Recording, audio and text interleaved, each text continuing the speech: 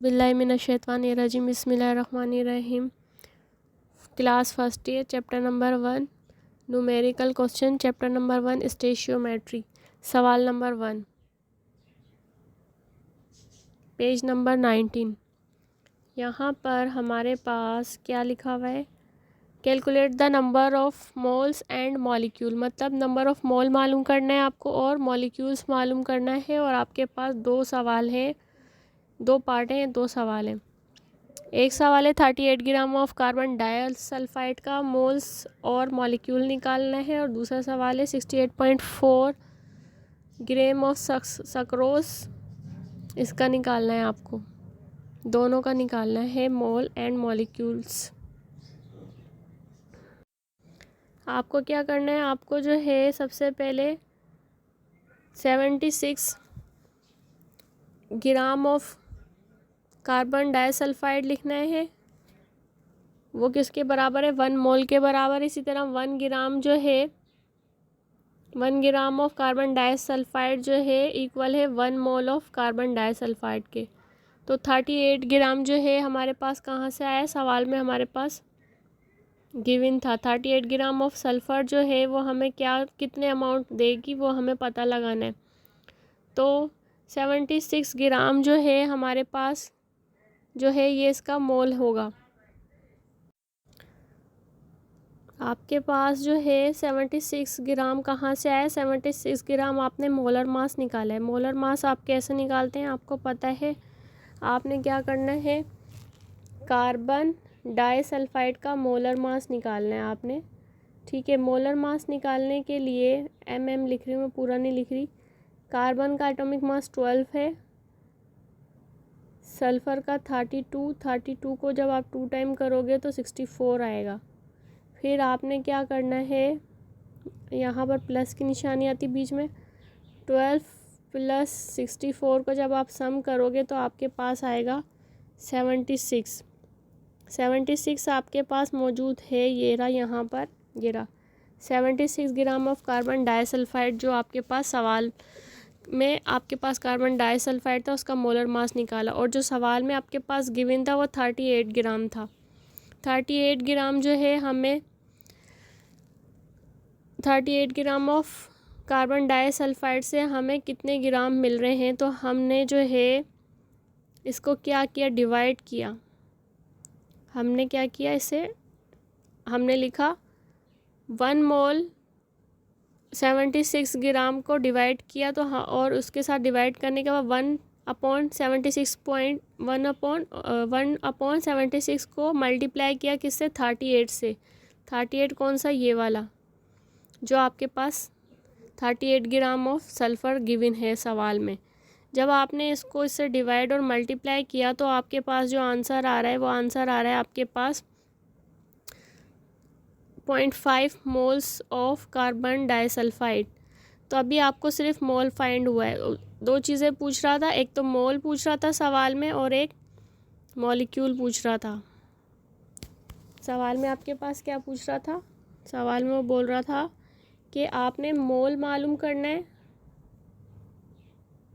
Question mark और molecule मालूम करना है। ये दो चीज़ें आपको मालूम करना थी, सही। तो अब आपने क्या करना है, इसी तरीके से आपके पास एक चीज़ मालूम हो गई। दूसरी चीज़ मालूम करने के लिए आपने क्या किया, अब नंबर ऑफ़ मॉलिक्यूल मालूम करने के लिए number of molecule of carbon disulphide लिखा आपने। और आपने जो है क्या करना है, आपके पास 1 मोल ऑफ कार्बन सल्फाइड जो है वो किसके इक्वल है, 6 अवोगैड्रोस नंबर के। अवोगैड्रोस नंबर आपको मालूम है। आपको मॉलिक्यूल यहाँ पर फाइंड करना है। मॉलिक्यूल फाइंड करने के लिए मोल और मल्टीप्लाई करना है आपको किसके साथ, यहाँ पर इसने क्या किया है, मोल को मल्टीप्लाई करना है। मैं दोबारा से लिख कर दिखा देती हूँ आपको। ये यहाँ पर आपके पास इसके लिए जो है फार्मूला क्या होगा, मोल और मल्टीप्लाई अवोगैड्रोस नंबर और मालूम क्या करना है आपको, मॉलिक्यूल। ठीक है, अब आपको मॉलिक्यूल मालूम करना है ना, तो आपने क्या किया, आपने मोल की वैल्यू लिखी जो आपको फाइंड हुई, उसके बाद आपने यहाँ अवोगाड्रोस नंबर डाल दी, दोनों का मल्टीप्लिकेशन किया आपने और आपने क्या किया 0.5 मोल जो है उस हमें पता लग गया कि 0.5 मोल जो है कार्बन सल्फाइड डाइसल्फाइड हमें अवोगाड्रोस नंबर के साथ करना है मल्टीप्लाई। तो हमारे पास आंसर आ रहा है 3.0 इंटू 10⁻23 मॉलिक्यूल्स। तो इस तरीके से हमें मालूम होगा। अब एक मेथड ये है कि आपने जो है क्या करना है, नंबर ऑफ मोल फाइंड करना है, क्वेश्चन मार्क लगा देना है, नंबर ऑफ मॉलिक्यूल मालूम करना है, क्वेश्चन मार्क लगा देना है, उसके बाद आपने मालूम करना है नंबर ऑफ मोल। तो आपने नंबर ऑफ मोल जो है किसके मालूम करने हैं, इसके कार्बन डाइसल्फाइड के, कार्बन डाइसल्फाइड के आपने नंबर ऑफ मोल मालूम करने हैं। तो आपने क्या करना है, आपने लिखना है कार्बन डाइसल्फाइड, आपने फार्मूला डालना है गिवन मास 38 ग्राम, मोलर मास कार्बन डाइसल्फाइड का अभी हमने देखा था 76 ग्राम आया था। तो यहाँ पर गिवन मास मोल मालूम करने के लिए सबसे पहले आपने गिवन मास ऊपर लिखना है यहाँ 38, ठीक है 38 और 76 आपका जो आपने फाइंड किया है, इन दोनों का जब आप मल्टीप्लाई करेंगे तो 0.5 आ जाएगा आपका जवाब, डिवाइड करेंगे तो 0.5 आ जाएगा।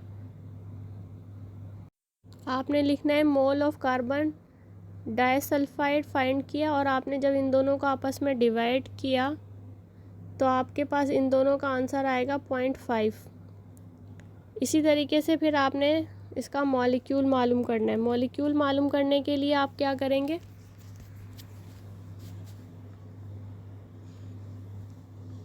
आपने करना है मॉलिक्यूल लिखकर डिवाइड, आपने लिखना है मॉलिक्यूल, इस तरीके से मॉलिक्यूल लिखकर मॉलिक्यूल ऑफ किसके, कार्बन डाइसल्फाइड के, वापस लिखती हूँ, कार्बन डाइसल्फाइड के आपको मॉलिक्यूल मालूम करने। जब आपने इसके मॉलिक्यूल मालूम कर लिए तो आपने क्या करना है, इसका फार्मूला क्या था, मोल लिखा था और मल्टीप्लाई किसके साथ था, अवोगाड्रोस नंबर के साथ। तो इस तरीके से आपने इसको 0.5 मोल आया था आपका, उसको मल्टीप्लाई करना है आपने। ये दूसरा मेथड है अवोगाड्रोस नंबर के साथ 6.02 इंटू 10⁻23। तो इसका आपके पास जवाब आ रहा था 0.3 मल्टीप्लाई 10⁻23 एज इट इज़ वैसे का वैसे लिख दिया। तो ये इसका जवाब आ रहा था। ये दूसरा मेथड है कार्बन डाइसल्फाइड का मोल और मॉलिक्यूल मालूम करने का मेथड। इसी तरह आपने क्या करना है, यहाँ पर आप देखें तो आपके पास जो है सक्रोज का आपको मालूम करना है। तो सक्रोज का आपने मोलर मास निकाल लिया, पहले 342 आया सक्रोज का मोलर मास।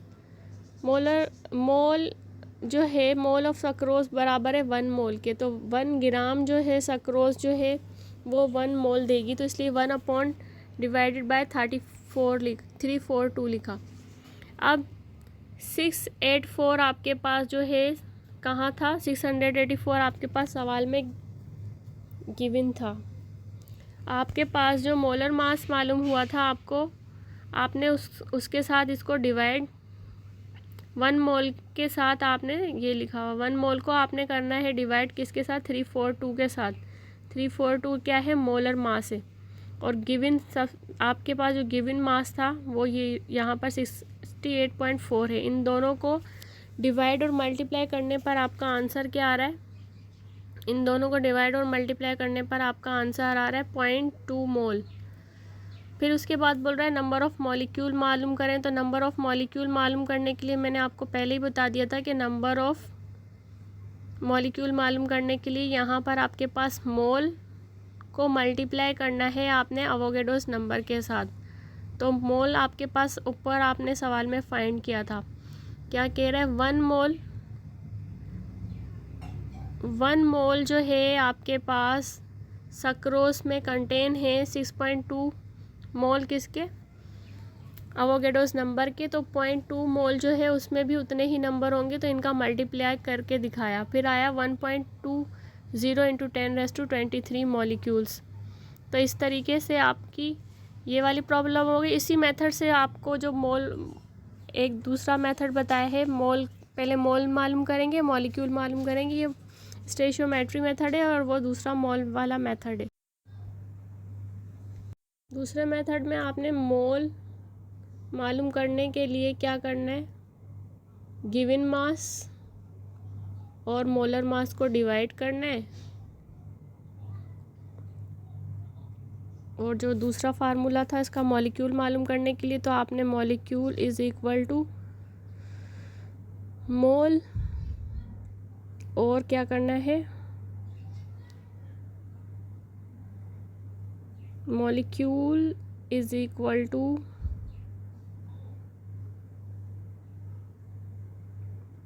मोल और अवोगाड्रोस नंबर। बस आपने कुछ भी नहीं करना, इसमें वैल्यू पुट कर देनी ऊपर यहाँ से सवाल में से देखकर, जो यहाँ पर आपके पास ये वाला सवाल है। और मोलर मास पहले आप निकाल लीजिएगा, मोलर मास निकालने का मेथड तो मैं बता ही चुकी हूँ। Thanks for watching.